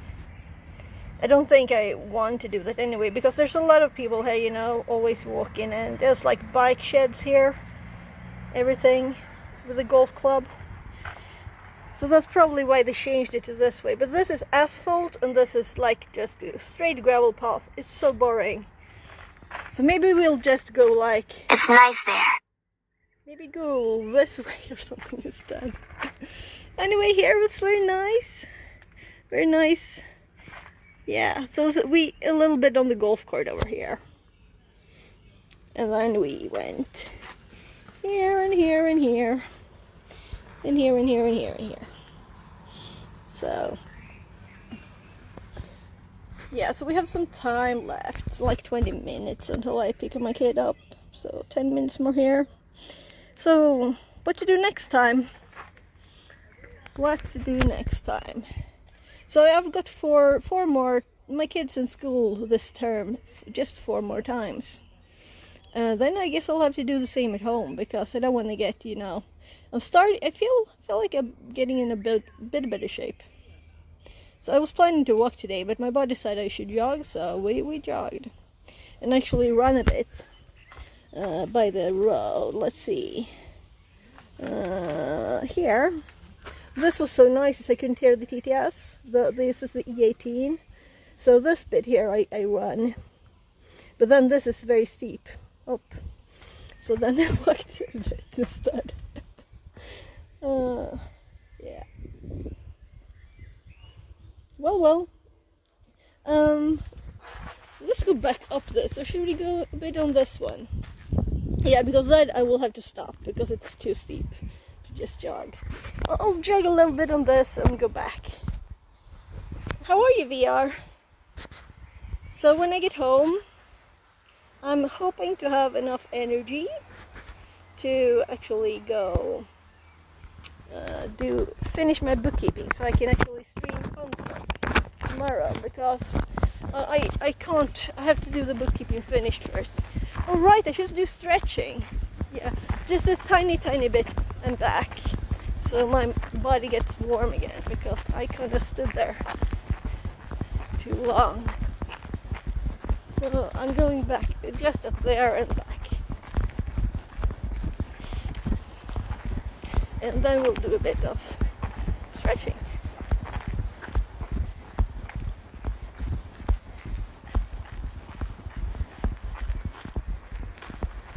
Because I have been bad at stretching. I usually always stretch a lot.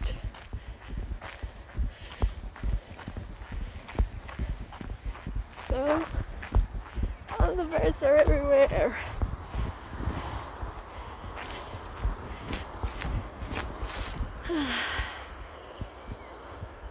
The little tiny train station. Right, it's just one track too. Right. So they really need to have a schedule there. Oh, those were cute. Cute flowers.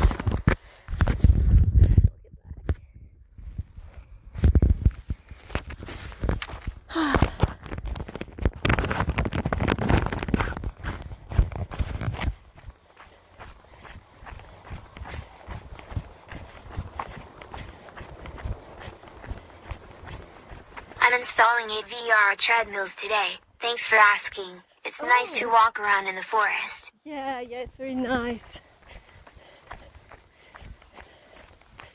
And there's so many birds now. And they're not even really shy. So I know I have the wide angle on, right? So you can't see how close the birds are. So let's see if I can. I was thinking using, should I do the stone or the benches?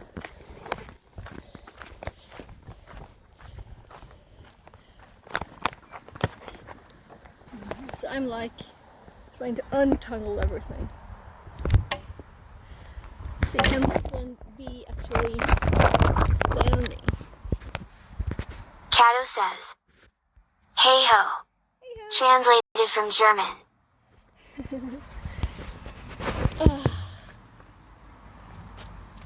So here's the long paracord. I plug it in on the side.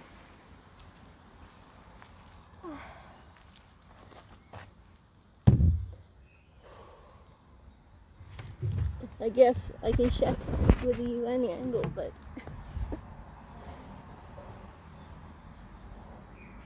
it's nice to just stretch a bit too. VR Mechatronics says, "I'm going back to work because I don't have Wi-Fi with my mobile internet 2D. Oh.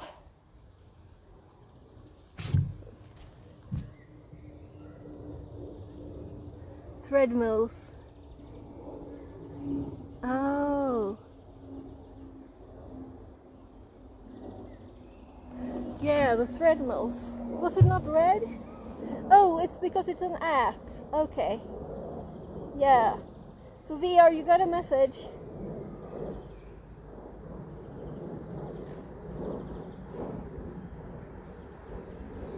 Yeah, this is what I want to get rid of.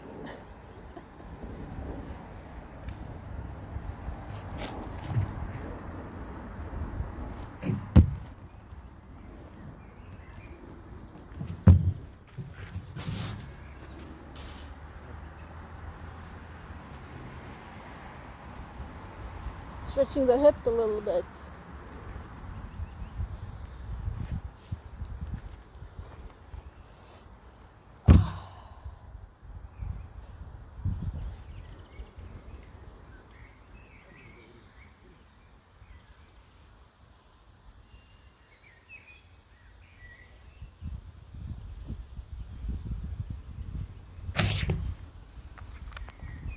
All the things I have here.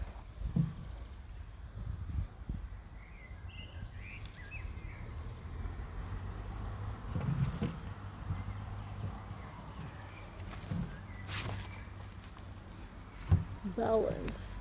Yeah, my other foot is tired.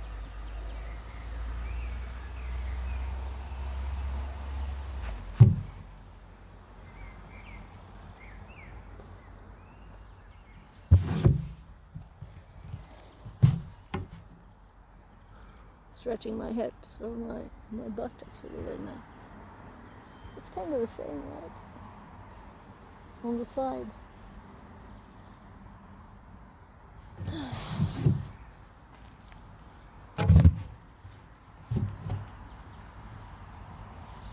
Theoretically, it should withstand 320 kilograms. Ah, nice. So most people. That's nice.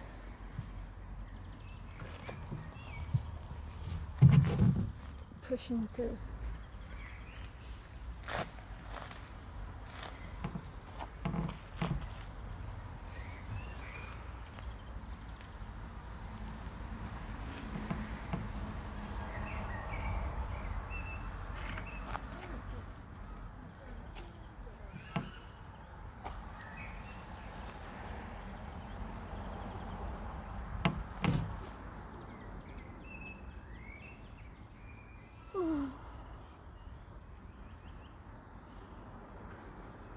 No twigs in my hair at least.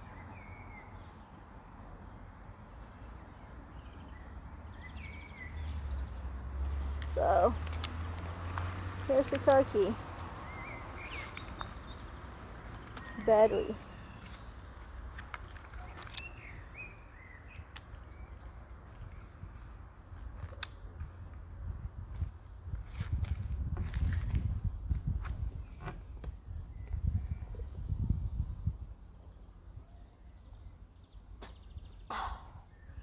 Water is so nice when you're thirsty.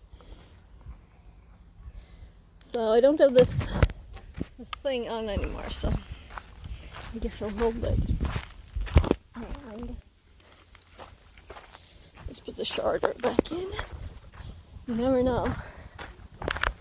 Well, I think it's 70 something. present. So it's very nice today too.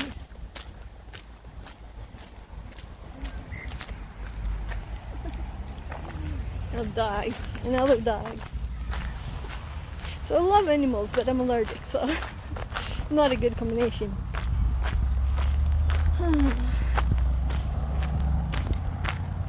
There at the end there was someone having two dogs and walking, and she was like so far ahead that one of the dogs. It was here, like by my car. FixerBot says. So, Thanks for the lurk to Bez for me. thanks for the look. Yeah, so I might start the book again. I did actually lock the car again instead of unlocking it. Yeah, I don't think I need anything from the bag. So it is a bit odd to sit in the car with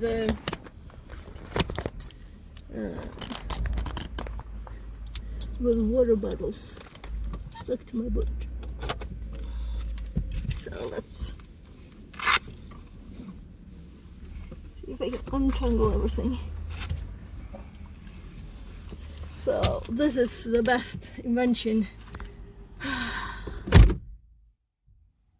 Yeah, so it's about time to go. I'm gonna put one of the bowls here.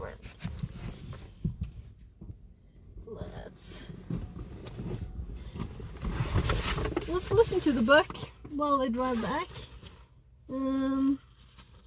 Oh yeah, my kid wanted chewing gum and I actually found some. So when he gets from school, he can get strawberry chewing gum.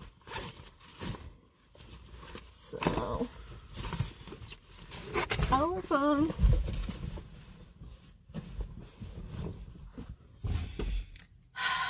Yeah, so I'm not that warm. I may look warmer than I am actually. I think I do. I'm a bit sweaty, but not a lot. It was just enough wind, and I want to be warm, you know. I prefer sweating always than not to. So let's increase the light so I can see something.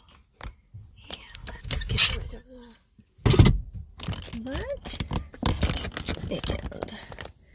And some hotspot for my other phone.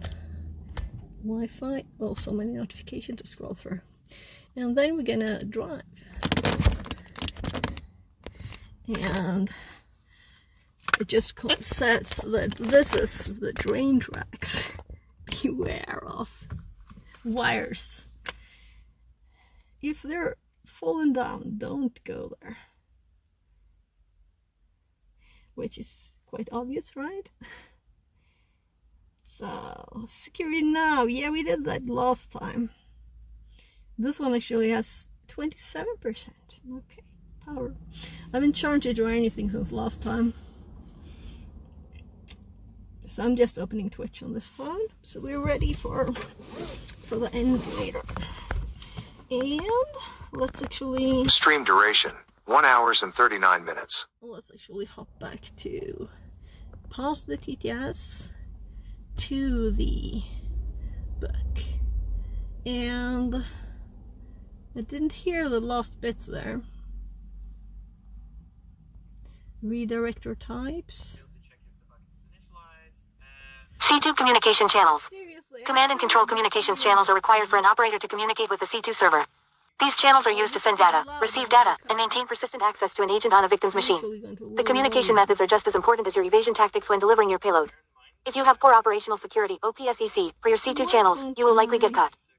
As blue teams have evolved over time, operators have had to make their traffic blend in with existing network traffic. The most common C2 communications methods today are DNS over HTTPs and HTTPS, although HTTPS seems to be the top method overall. DNS over HTTPS still provides encryption end-to-end similarly to using HTTPS. The DNS queries and DNS responses are sent over HTTPS. Operators can abuse this method to reach out to DNS providers specified by the operator, such as Cloudflare-DNS.com, and resolve the DNS queries all over an encrypted channel. HTTPS is legitimately used for web traffic across the internet. Most if not all networks will allow HTTPS protocol communication, which is a benefit for operators to disguise their traffic using these protocols. From an OPSEC perspective, it is best to not use HTTP in general because the traffic will be unencrypted. The safest way to have your traffic blend into an environment is to ensure that it is encrypted. Redirectors. Redirectors relay traffic incoming from an external standpoint and pass the traffic to the location specified, which could be to a host that is only reachable through the initial redirector.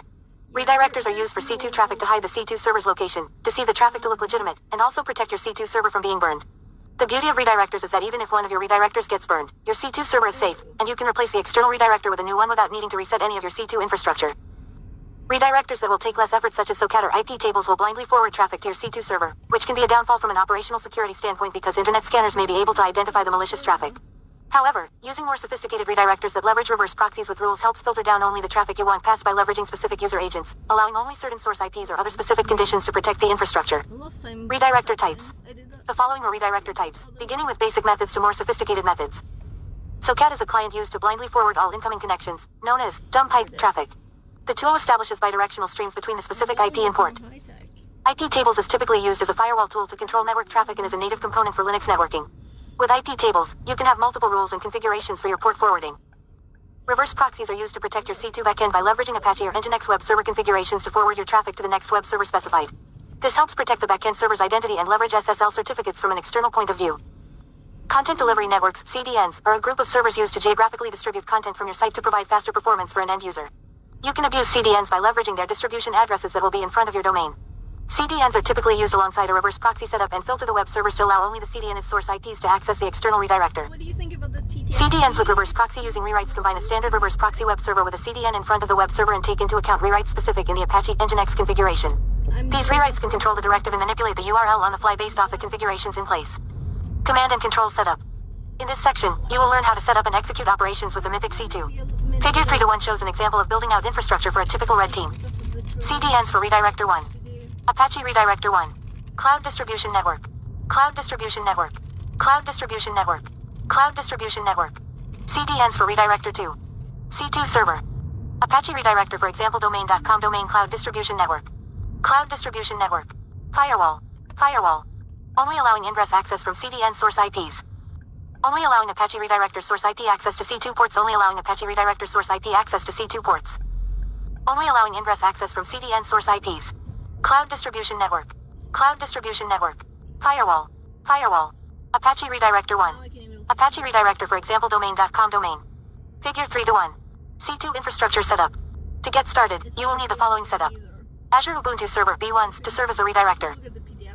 Azure Ubuntu Server B2 milliseconds to serve as the C2 endpoint. Azure CDNs for redirector domain. Operator box virtual machine or cloud instance. Windows testing box Defender disabled. Once it is deployed, we will provision the Apache server for the domain being used for the redirector. A blog post from Optiv's attack and penetration team archived at references/redirectors/redirectorsoptiv.pdf provides easy-to-use Apache configs that you can leverage for your server for Apache's site configuration. You will also need to set up the A records for your domains being used for the infrastructure. For SSL certificate generation, you will also need to temporarily open 8443 to the world to retrieve certificates for the domain, and then you can filter it back down to allow only Azure CDN source IPs. Apache Redirector. Examples 3:1 through 3:4 walk through how to set up your Apache server for your redirector from installing the server. Sudo apt update. Sudo apt full upgrade. apt-get install Apache 2. systemctl stop Apache 2. Service. A2nmod SSL proxy remotape rewrite proxy HTTP. Example 3:2 installing certificates for your domain. apt-get install certbot. Certbot cert only, standalone, preferred challenges HTTP the example domain.com.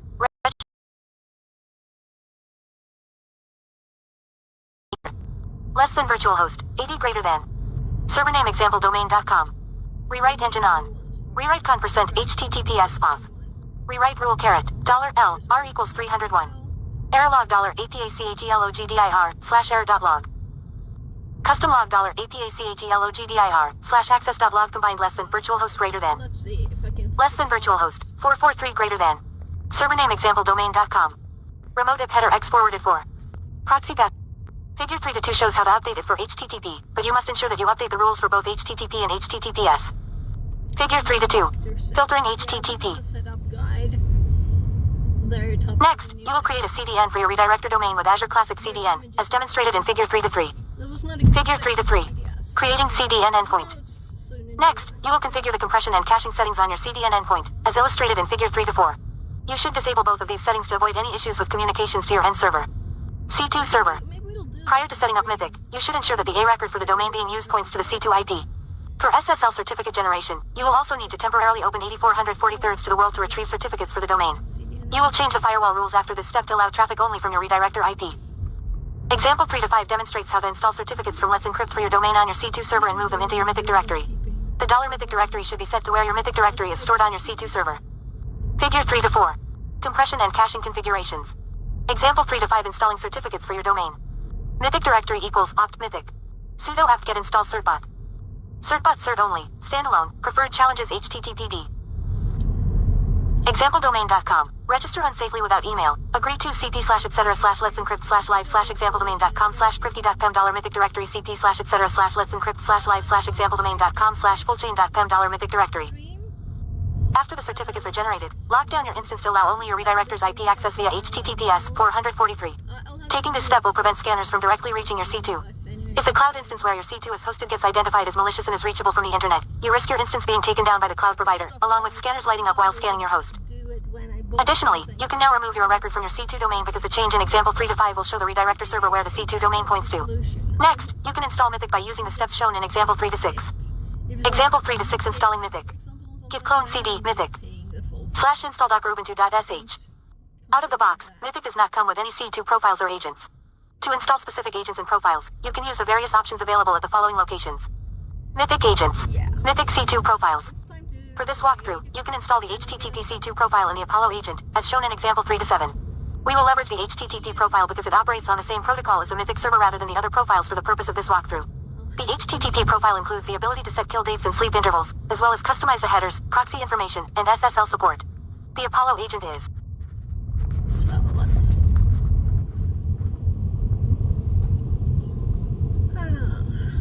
Neovim says. Second on.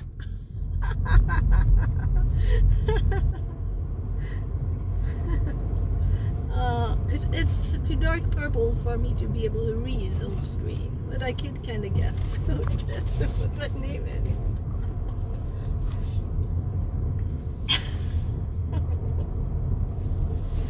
Yeah. Hello. So, we've been TTSing a book while taking a walk in the woods. Well, or a jog. If you just got here, I'm about to raid. Sorry. Hopefully it takes trim tomorrow, right? And I'm a bit late because of the train. We was stopped by the train.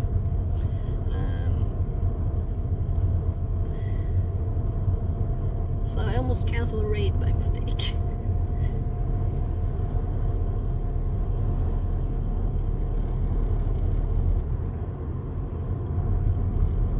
So bye and thank you for being here.